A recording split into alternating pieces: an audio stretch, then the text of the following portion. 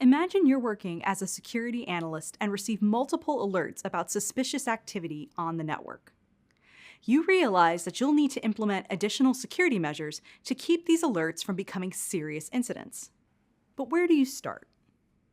As an analyst, you'll start by identifying your organization's critical assets and risks. Then, you'll implement the necessary frameworks and controls. In this video, we'll discuss how security professionals use frameworks to continuously identify and manage risk. We'll also cover how to use security controls to manage or reduce specific risks. Security frameworks are guidelines used for building plans to help mitigate risk and threats to data and privacy. Security frameworks provide a structured approach to implementing a security lifecycle. The security lifecycle is a constantly evolving set of policies and standards that define how an organization manages risks, follows established guidelines, and meets regulatory compliance, or laws. There are several security frameworks that may be used to manage different types of organizational and regulatory compliance risks. The purpose of security frameworks include protecting personally identifiable information, known as PII, securing financial information, identifying security weaknesses, managing organizational risks, and aligning security with business goals. Frameworks have 4 core components, and understanding them will allow you to better manage potential risks. The first core component is identifying and documenting security goals. For example, an organization may have a goal to align with the EU's General Data Protection Regulation, also known as GDPR. GDPR is a data protection law established to grant European citizens more control over their personal data.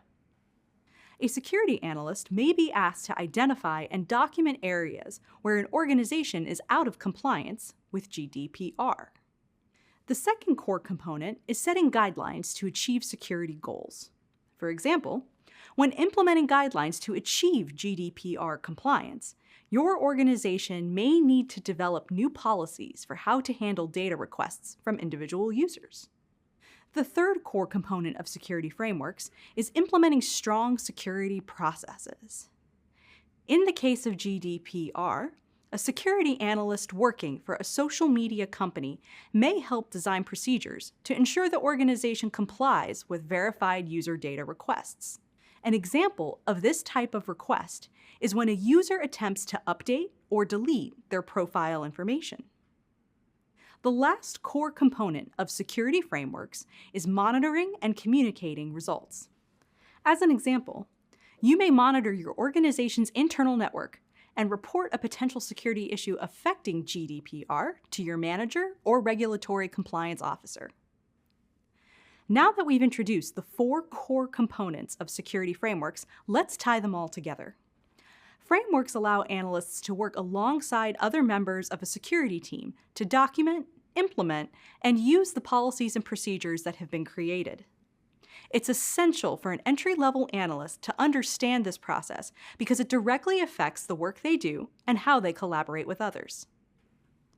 Next, we'll discuss security controls. Security controls are safeguards designed to reduce specific security risks. For example, your company may have a guideline that requires all employees to complete a privacy training to reduce the risk of data breaches. As a security analyst, you may use a software tool to automatically assign and track which employees have completed this training. Security frameworks and controls are vital to managing security for all types of organizations and ensuring that everyone is doing their part to maintain a low level of risk. Understanding their purpose and how they are used allows analysts to support an organization's security goals and protect the people it serves.